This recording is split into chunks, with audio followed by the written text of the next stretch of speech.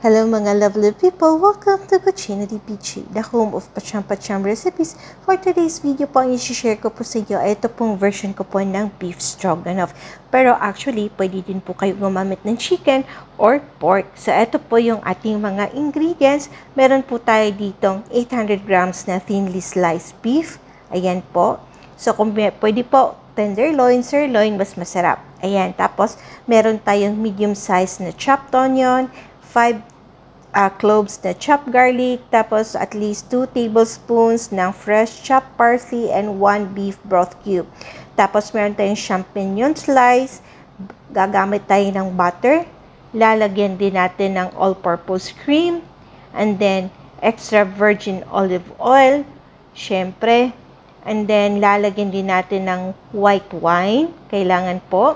Then ginamitan ko lang ng flour, black pepper powder, and aromat. Or pwede po kayong gumamit ng magic sarap or asin. So, procedure po tayo. So, ngayon, isi-season natin yung ating beef. Nilagay ko yung white wine. Ayan, lahat. 2 teaspoons ng aromat. Then, adjust according to your taste, of course, no? Ayan. And then, lalagyan din natin ng black pepper powder, at least mga 1 teaspoon. Yan. So, budbud lang. Sikapin lang na budbud ng mabuti na hindi matambak sa isang parte ng karne. And then, lalagyan natin ng flour. Yung ginamit ko po that time is harina. Pwede naman po yung cornstarch actually. Oo. Yan. So, gumamit ako ng 2 tablespoons ng flour. And then, using my clean hand, of course, minasa-masahe ko po yung ating beef ng mabuti para po ma-relax siya. Kaso lang, ako yung medyo na-stress. Kasi, ayan, so pagkatapos niyan, set aside muna natin, painit tayo ng kawali.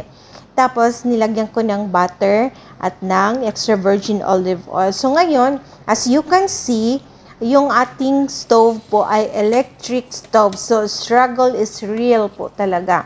Kasi, unlike po sa burner, na pwede po tayong gumamit ng wok na ang bilis-bilis pong magluto. So, nilagay ko na po pala yung ating champignon dyan. Siguro mga nasa 300 grams siguro yung champignon yan. Hindi ko na maalala, ano.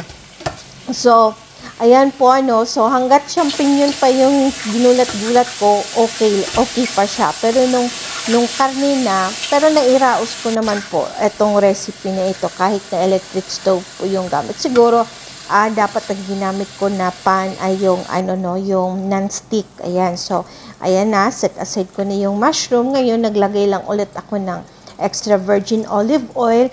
And since medyo marami-rami yung ating beef, ginawa ko po ay batch per batch ko siyang senior fry. Kasi kung hindi, magtutubig siya. At pag nagtubig na siya, mamaya niyan ay pupunat na. So, kaya yun, sayang naman. So, at saka syempre, mas matatagalan tayo sa ating cooking time. Ayan, so, hinalo-halo ko lang hanggang sa medyo maluto siya. Siguro mga 2-3 minutes, ganon. Tapos, set aside hanggang sa natapos ko talaga yung 800 grams na beef. So, ayan na nga. So, as you can see, meron tayong as you can see naman this time na word, nakikita nyo, hindi naman po yan sunog. So, okay pa po siya. So, ayan na nga, natapos ko ng i-stir-fry yung ating mga karne. Ginisa ko ng ating sibuyas at bawang. So, pinagsabay-sabay ko na sila, no? So, hindi po yan sunog. Again, sinasabi ko. Tapos, pagkatapos ng, nung maging mahalimuyak na ang ating sibuyas at bawang, ay inilagay ko na yung ating beef. Ngayon, ilalagay na rin natin yung ating beef broth cube. At saka, of course, yung ating all-purpose flour. Ngayon, kaya po hindi tayo nagpalit ng kawali. Siyempre, kasi para yung flavor ng beef, makuha natin mamaya kapag nilagyan na natin ng all-purpose cream. Ayan. So, naglagay na po ako ng all-purpose cream dyan. So, hindi ko po yan inubos kasi half liter po yung all-purpose cream na yan. Siguro mga nasa 300-350 ml lang po yung nilagay ko. And then, hinalo-halo ko lang. Tapos, kinudkod ko, para makuha natin yung mga dumikit-dikit kanina na, nung beef. And then, pinakuluan ko lang siguro mga 2 to 3 minutes lang din Huwag sobra-sobra kasi mamaya pag nasobrahan naman kasi pakulo natin sa all-purpose cream natin, parang oil na lang yung matira sa atin. Mas gusto kasi namin yung ganyang creamy. So, after na mapakulo, nilagay ko lang ulit yung ating mushroom. And then, ayan, metos-metos lang, gaya nga ng sinasabi nila, no? Mix-mix lang. After ma-mix, okay na, switch off na ng electric stove. Tapos, garnish na lang ng ating chopped parsley. So, ayan na po mga lovely people yung ating finished product. So, sana po ay may natutunan na naman po kayong isang panibagong pacham-pacham recipes. And, pwede nyo po itong iserve kapag meron po kayong mga intimate dinner, may mga okasyon po kayo. Abangan nyo na lang po yung tikiman time. Thank you for watching. God bless. Enjoy cooking. Ciao, ciao! Hello, lovely people! Welcome to Tikiman Time. So, yan na po. Tikman natin kung anong result nito. Kung di ba siya matigas. Yan, bon appetito mo rin.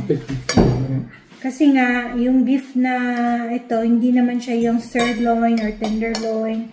Basta beef siya yung nabili namin na naka-discount na naka-slice into cube na siya. So, let's tikim. Kung tilawan, no?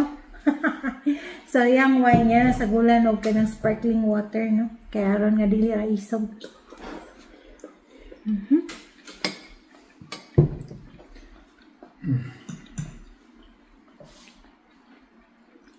Humok.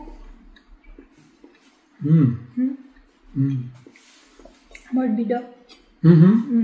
Humok ang yung meat, malambot po siya. Kaya yun. Nagkaroon ng silbi yung harina, no? Yan, isa pa. Kain ko. Diba? Patay gutom lang. Gutom eh.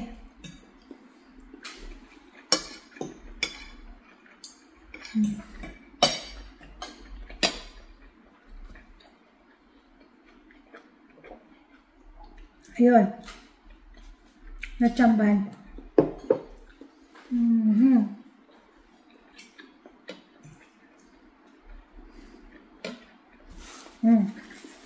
Diba, subo na lang ng subo. Hindi na nagtatalita. Akala mo naman na gets niya.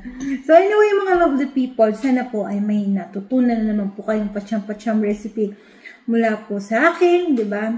Kaya yun, cordapia. Kung sabi sa pas cordapia biya. So, ayun, so kung meron po kayong mga tanong, may mga suggestions po kayo, mag-comment lang po kayo sa comment section. At para po doon sa ating mga new subscribers, thank you po for subscribing at thank you din po sa inyo mga nanonood po ng ating mga cooking pacham-pacham videos, ano po. And para naman po sa hindi pa po nakapag-subscribe, please feel free po na mag-follow, like, and subscribe. So, hanggang sa susunod po, tatapusin lang namin kumain. Dito lang po sa Cucina di Pichi, the home of pacham-pacham recipes. God bless. Ciao, ciao. Keep safe.